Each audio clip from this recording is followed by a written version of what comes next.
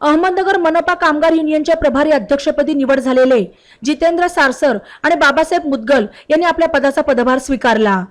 यावेळी आनंद वायकर, माजी अध्यक्ष अनंत लोखंडे, कार्याध्यक्ष दीपक मोहिते, नंदकुमार नेमाने, बलराज गायकवाड, उपाध्यक्ष प्रकाश साठे, आयुब शेख, अमोल लहारे, राजेंद्र वाघमारे, अजित तारू, प्रफुल्ल लोंढे आदी उपस्थित होते।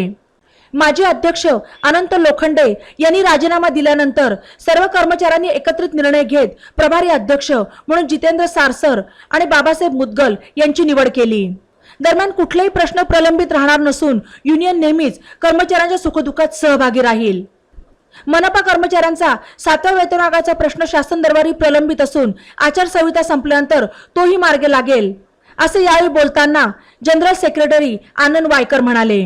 तसेच दोन्ही प्रभारी अध्यक्ष आपली जबाबदारी यशस्वीपणे पार पाडतील असा विश्वासही वायकर यांनी व्यक्त केला।